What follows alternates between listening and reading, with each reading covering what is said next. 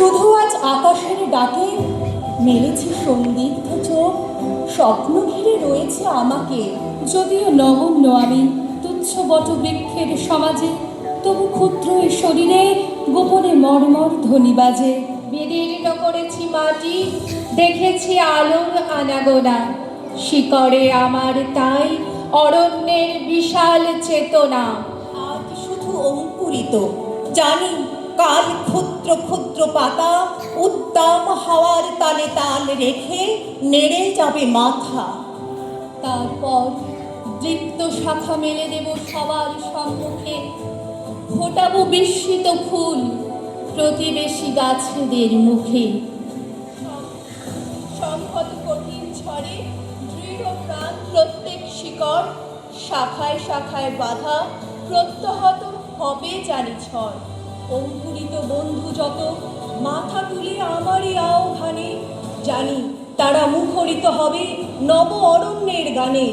আগামী বসন্তে যেন মিশে যাব বৃহতের দলে, জয়ধ্বনি কিশলয়ে সম্বর্ধনা জানাবে সকলে। ক্ষুদ্র আমি তুচ্ছ নই, জানি আমি ভাবি বনস্পতি, বৃষ্টির মাটির রসে পাই আমি তারিত সম্মতি। সেদিন ছায়ায় এসো হানো যদি কঠিন কুঠারে, তবুও তোমায় আমি হাত ছানি দেব বারে বারে। ফল দেব, ফুল দেব, দেব আমি পাখিরও পূজন, একই মাটিতে পুষ্ট তোমাদের আপনার জন। ছোটবেলা থেকেই ছিলেন অন্তর্মুখী স্বভাবের মানুষ। স্কুলের পড়াশুনোয় মনোযোগ ছিল না বিশেষ, কিন্তু বাড়িতে পেয়েছিলেন সাহিত্য চর্চার অনুকূল পরিবেশ। তাই অল্প বয়স থেকেই পড়তেন ভিন্ন স্বাদের নানান বই। শুধু তাই নয়, 9-10 বছর বয়স থেকেই ছড়া ও কবিতা লিখে সকলকে আশ্চর্য করে দিতে। বিশেষত মায়ের অকস্মাৎ মৃত্যুর পরে তার মনের দুঃখ বেদনা, হৃদয়ের অনুভূতি প্রকাশের অবলম্বন হয়ে ওঠে কবিতার পাতা। আজ রাতে যদি শ্রাবণের মেঘ হঠাৎ ফিরিয়া যায়, তবুও পড়িবে মনে। চঞ্চল হাওয়া যদি ফেরে কপুর হৃদয়ের আঙিনায়, রজনীগন্ধা বনে, তবুও পড়িবে মনে।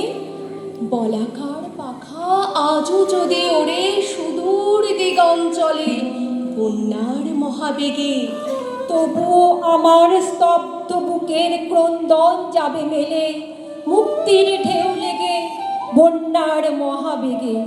বাসর ঘরের প্রভাতের মতো স্বপ্ন মিলায় যদি বিনিদ্র কলরবে, তবুও পথের শেষ সীমাটুকু চিরকাল নিরবধি পার হয়ে যেতে হবে বিনিদ্র কলরবে।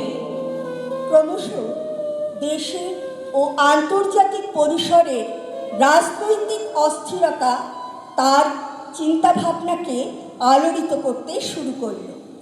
তার কবিতার বক্তব্যেও এলো পরিবর্তন। 18 বছর বয়সে উদ্দামতা তিনি জাগিয়ে তুলতে চাইলেন শীত ঘুমে নিশ্চল বাঙালি জাতির বুকে। বেজে উঠল কি সময়ের ঘড়ি? এসো তবে আজ বিদ্রোহ করি, আমরা সবাই যে করি, উঠুক ডাক, উঠুক তুফান মাটিতে পাহাড়ে, জ্বলুক আগুন গরিবের হাড়ে, কোটি করা খান পৌঁছক দ্বারে বিলুরা খা। দিক থেকে দিকে বিদ্রোহ ছোটে, বসে থাকবার বেলা নেই মোটে, রক্তে রক্তে লাল হয়ে ওঠে পূর্বকোণ। দেখো ওপরে আলো আছে কারা, অসহ আকাশে আকাশে কারা, সারা দুনিয়া থেকে দেখে তারা ছড়ানো ধারা। জানি রক্তে ছোটে দাঁড়াবে সুখের গান, জানি রক্তে ছোটে দাঁড়াবে সুখের গান। সূচনা হলো ইতিহাসের এক কালো অধ্যায়। দ্বিতীয় বিশ্বযুদ্ধ, 43-এর মন্বন্তর, ফ্যাসিবাদী শক্তির আগ্রাসন, সাম্প্রদায়িক দাঙ্গা, এই সমস্ত কিছুর বিরুদ্ধে সুকান্ত কলম এই অস্ত্র হিসেবে তুলে ধরলেন। গর্জে উঠে বললেন, সীমান্তে আজ আমি প্রহরী, অনেক রক্তাক্ত পথ অতিক্রম করে আজ এখানে এসে থমকে দাঁড়িয়েছি স্বদেশের সীমানায়। ধূসর ধূসর তিউনিসিয়া থেকে স্নিগ্ধ ইতালি থেকে ছুটে গেছে বিপ্লবী ফ্রান্সে। নক্ষত্র নিয়ন্ত্রিত নিয়তির মতো দড়ি নেবার অপরাহত রাইফেল হাতে ফ্রান্স থেকে প্রতিবেশী বার্মাতেও। আজ দেহে আমার সৈনিকের কড়া পোশাক, হাতে এখনো দুর্জয় রাইফেল, রক্তে রক্তে তরঙ্গিত জয়ের আর শক্তির দুর্বহ দম্ভ। আজ এখন সীমান্তের প্রহরী আমি। তিনি অনুভব করেছেন ক্ষুধার এই রাজ্যে পৃথিবী যেন গদ্যময়, তাই নিজের পরিচয় দিয়েছেন এক দুর্ভিক্ষের কবি হিসেবে, যিনি সূর্যের কাছে আকুতি জানিয়ে বলতে পারেন, হে সূর্য, শীতের সূর্য, হিম শীতল সুদীর্ঘ রাত, তোমার প্রতীক্ষায় আমরা থাকি। যেমন প্রতীক্ষা করে থাকে কৃষকদের চঞ্চল চোখ ধান কাটার রোমাঞ্চকর দিনগুলোর জন্যে। হে সূর্য, তুমি আমাদের উত্তাপ দিও। শুনেছি তুমি এক জ্বলন্ত অগ্নিপিণ্ড। তোমার কাছে উত্তাপ পেয়ে পেয়ে একদিন হয়তো আমরা প্রত্যেকে এক একটা জ্বলন্ত অগ্নিপিণ্ডে পরিণত হব। আজ কিন্তু আমরা তোমার অবিকল উত্তাপে প্রার্থী। আমরা তার কবিতার মধ্যে পেয়েছি বাস্তব প্রেক্ষাপট, রূপক, শ্লেষ ও ব্যঙ্গ রসের যথার্থ ব্যবহার।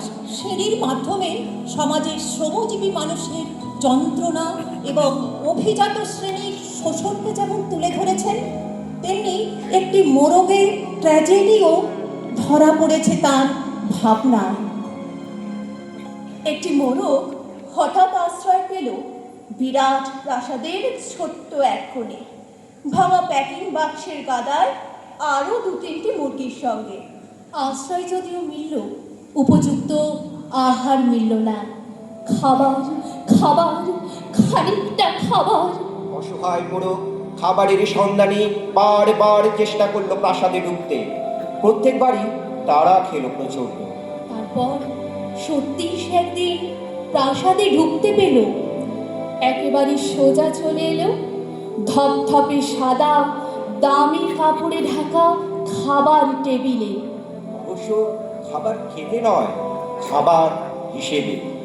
তবে শুধু কবিতাতেই সীমাবদ্ধ ছিলেন না সুকান্ত। সাহিত্যের অন্যান্য দিক যেমন ছোট গল্প, নাটক, গান ও পত্রগুচ্ছের মাধ্যমেও তিনি ব্যক্ত করেছেন তার অনুভব। ঘুম না আসা রাতে কলকাতার কলরব ভেঙে গেলে শব্দেরা ভিড় করেছে তার কলমে। অভিন্ন হৃদয় বন্ধু অরুণাচল বসুকে লেখা তার অসংখ্য চিঠিতে কখনো পাড়া না পাড়ার খতিয়ান, আবার কখনো বা তিলোত্তমার কথা। পরম হাস্যাস্পদ অরুণ, কলকাতাকে আমি ভালোবেসেছিলাম একটা রহস্যময় নারীর মতো, ভালোবেসেছিলাম প্রিয়ার মতো, মায়ের মতো। তার গর্ভে জন্মানোর পর আমার জীবনে এতগুলি বছর কেটে গেছে তার উষ্ণ নিবিড় বুকের সান্নিধ্যে। তার স্পর্শে আমি জেগেছি, তার স্পর্শে আমি ঘুমিয়ে পড়েছি। বাইরের পৃথিবীকে আমি জানি না, চিনি না। আমার পৃথিবী আমার কলকাতার মধ্যেই সম্পূর্ণ। এই কলকাতার পথে যখন মিছিল করেছে মৃত্যু, তখনও কোথাও যাননি তিনি, কারণ তার যে তখনও জনতার মৃত্যুজয়ী গান শোনানো বাকি। ইতিমধ্যে বামপন্থী মতাদর্শে দীক্ষিত হয়ে তিনি যোগ দিলেন কমিউনিস্ট পার্টিতে এবং বাংলায় সংগঠিত কিশোর বাহিনীর কেন্দ্রবিন্দু হয়ে উঠলেন। তার মেজ বৌদিকে একবার চিঠিতে লিখেছিলেন, আমি যে জনতার কবি হতে চাই, তাছাড়া কবির যে বড় কথা, আমি কমিউনিস্ট। কমিউনিস্টদের কাজ কারবার সব জনতা নিয়েই। একসময় পার্টির কাজের অতিরিক্ত চাপ, খাওয়া দাওয়ার নিত্য অনিয়ম তাকে এক মারণ ব্যাধির দিকে ঠেলে দিল। মনীন্দ্রলাল বসুর বিখ্যাত গল্প সুকান্ত, সেই গল্পের নাম অনুসারেই তার নাম রাখা হয়েছিল। কিন্তু কেউ কি ভাবতে পেরেছিল সেই গল্পের নায়কের মতো যৌবনের সূচনাতে তাকেও ক্ষয়রোগ গ্রাস করবে, নাকি তিনি নিজেই পেয়েছিলেন কোনো পূর্বাভাস? তাই হয়তো অনেক বছর আগের চিঠিতেই বন্ধু অরুণাচলকে লিখেছিলেন, আবার পৃথিবীতে বসন্ত আসবে, গাছে গাছে ফুল ফুটবে, শুধু সেদিন থাকবো না আমি, থাকবে না আমার ক্ষীণতম পরিচয়। তবু তো এই জীবন দিয়ে একটা নতুনকে সার্থক করে গেলাম, এ আমার আজকের সান্ত্বনা। চৈতি রাতের হঠাৎ হাওয়া আমায় ডেকে বলে, বনানী আজ সজীব হলো, নতুন ফুলে ফলে, এখনো কি খুম্বি ঘোল? পাতায় পাতায় জানাই দোল বসন্তেরই হাওয়া। তোমার নবীন প্রাণে প্রাণে কে সে আলোর জোয়ার আনে?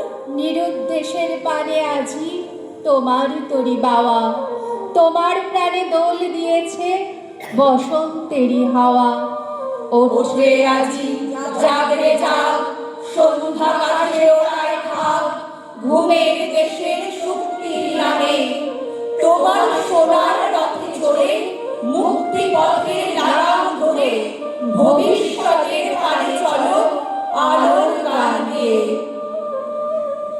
অন্যায়ের বিরুদ্ধে বিপ্লবের ডাক, সেই সঙ্গে জীবনের প্রতি তীব্র আকর্ষণ বারবার ধরা দিয়েছে সুকান্তের লেখনীতে। সাধারণ মানুষের কথা তিনি প্রকাশ করেছেন সহজ সরল ভাষায়। তার কবিতায় বারে বারে যে আমির প্রসঙ্গ উঠে এসেছে, সে আসলে সমাজের শোষিত নিপীড়িত আপামর জনগণের প্রতীক। তিনি চেয়েছিলেন এই পৃথিবী হোক আগামীর বাসযোগ্য ভূমি। নবজাতকের হাতে ভবিষ্যতের ছাড়পত্র তুলে দিয়ে সুকান্ত রয়ে গেলেন ইতিহাসের পাতায়, যে পাতার প্রতিটি অক্ষর আজও শতবর্ষ পরেও তার আদর্শ ও জীবনবোধে অনুপ্রাণিত করে চলেছে আমাদের। এসেছে নতুন শিশু, তাকে ছেড়ে দিতে হবে স্থান। জীর্ণ পৃথিবীতে ব্যর্থ, মৃত আর ধ্বংসস্তূপ পিঠে চলে যেতে হবে আমাদের। চলে যাব, তবু আজ যতক্ষণ দেহে আছে প্রাণ, প্রাণপণে পৃথিবীর সরাবো জঞ্জাল। এ বিশ্বকে এই শিশুর বাসযোগ্য করে যাব আমি। নবজাতকের কাছে এ আমার দৃঢ় অঙ্গীকার। অবশেষে সব কাজ শেষ, আমার দেহের রক্তে নতুন শিশুকে করে যাব আশীর্বাদ। তারপর হব ইতিহাস।